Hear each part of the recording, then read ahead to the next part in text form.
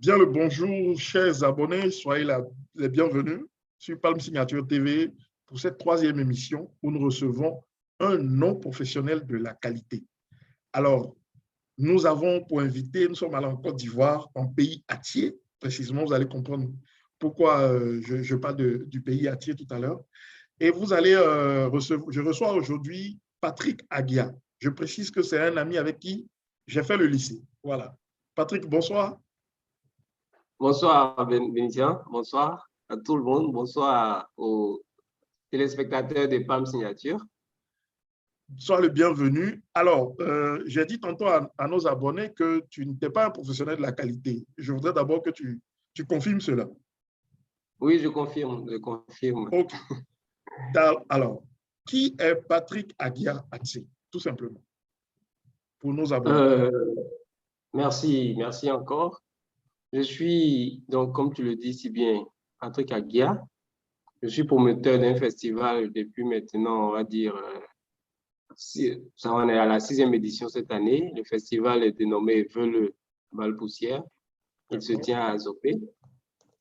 D'accord. Et j'essaie tant bien que mal, en tout cas, de tenir la route avec mon événement. Entre autres, il m'arrive d'organiser d'autres événements en dehors du festival, mais pour le moment, le plus gros, c'est le festival. OK. Le festival Vœux, c'est quoi concrètement? Ça veut dire quoi? Vœux en acquiert, selon l'intonation, ça peut vouloir dire que c'est le jour de l'amusement. Ça peut vouloir également dire que l'amusement est bon. En tout cas, c'est bon. Ce qu'il faut comprendre, c'est la joie, la gaieté, l'amour, le partage.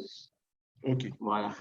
Alors, selon les informations que j'ai, tu es en train de préparer cette année la 6e édition du festival Vœux. C'est bien ça. Moi, je vais te pousser à faire un peu de rétrospective de la première édition jusqu'à on va dire, les préparatifs de la 6e. Il y a des choses qui ont marché, il y a des choses qui n'ont pas marché. Comment vous avez pu identifier vos succès? Comment vous avez pu aussi identifier les pistes d'amélioration pour répondre aux attentes des festivaliers?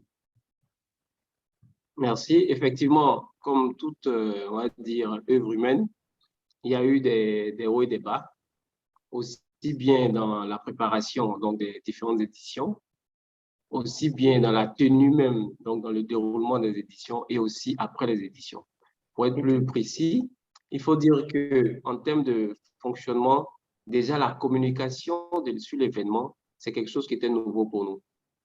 C'est quelque La chose qui est nouveau pour nous communication parce que autour de la l'événement. communication, comment faire parler de l'événement, comment faire connaître même l'événement autour de nous, c'est quelque chose qui était nouveau pour nous et on ne maîtrisait pas forcément tous les circuits, donc toutes les personnes qu'il faut toucher, tous les canaux et les médias qu'il faut toucher pour que l'événement soit connu de tous.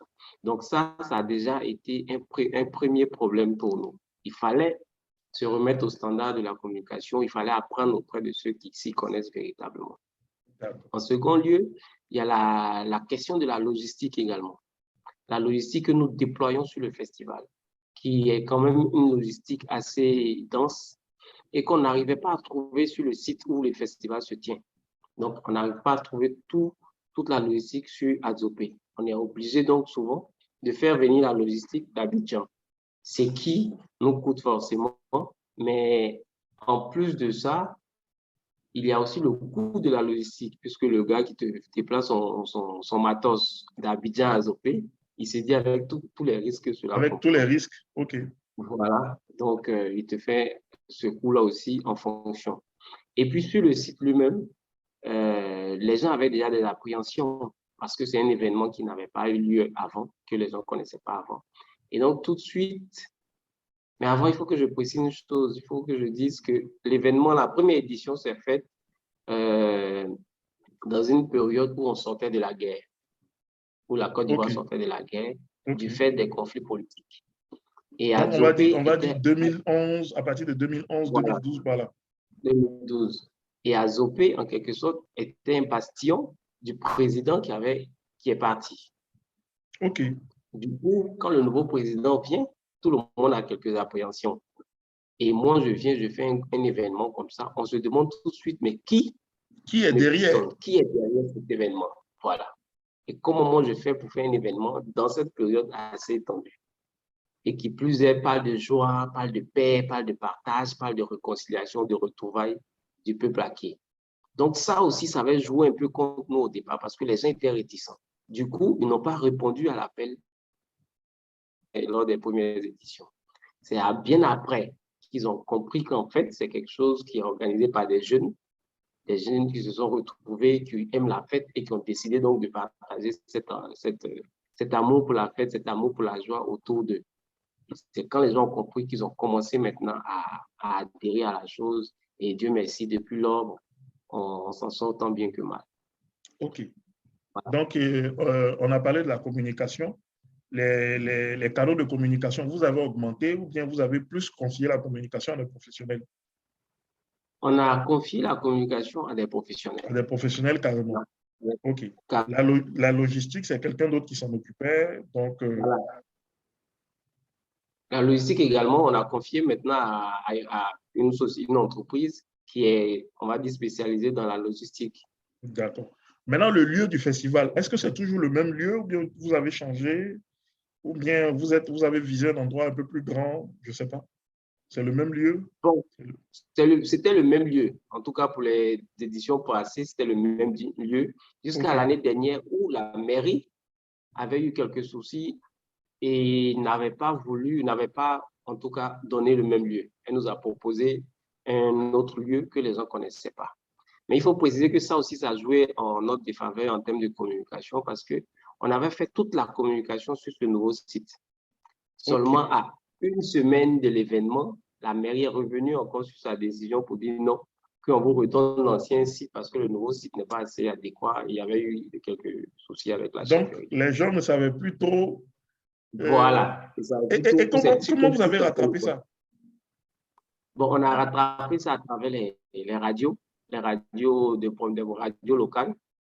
Les radios locales, on a essayé de refaire les affiches, en tout cas en nombre restreint, pour rattraper également ça. Et on a fait passer aussi les haut-parleurs dans la ville pour que les gens puissent être informés du fait que ce n'est plus sur l'autre site, mais c'est maintenant au stade où on a l'habitude de faire. Moi, il y a une innovation dans le festival que j'ai vraiment appréciée. Je te suis de loin. C'est que l'an dernier, j'ai suivi toute la nuit, le dernier jour du festival, la nuit, je l'ai suivi via Facebook en live. J'ai dit, waouh, depuis mon salon à Lomé au Togo, je suis à Azopé, en pays acquis. J'ai trouvé ça extra, tout simplement. Donc, je ne sais pas, est-ce qu'il y a encore des innovations? C'est une exclusivité que peut-être tu vas nous donner.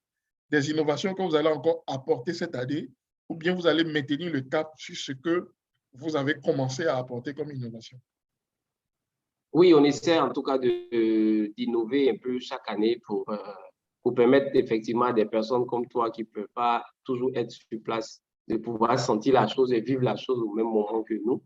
Donc, en plus du direct, on entend de voir si on ne pourrait pas même faire des petites capsules sur place pendant le déroulé de l'événement pour que ça puisse attirer aussi ceux qui n'ont pas participé à la première journée à venir participer à la deuxième journée ou se connecter pour suivre la deuxième journée et permettre aussi à ceux qui sont à distance d'interagir au moment du live. Et pourquoi pas même Violet peut avoir une chaîne YouTube, puisque c'est faisable. Pourquoi pas? Oui, bien sûr. On va rêver. Pourquoi pas? Voilà. On va rêver ensemble. En tout cas, on ne se limite pas.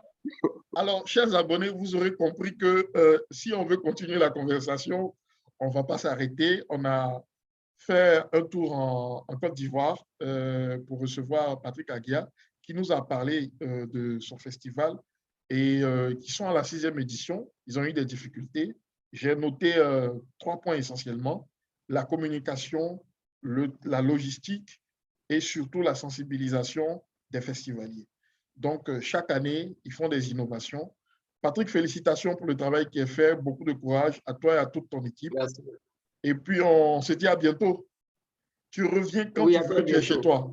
Tu es chez toi ici. Merci encore. Merci à l'équipe de PAM Signature d'avoir pensé à nous. Merci beaucoup. Merci et à bientôt. Bye. À bientôt.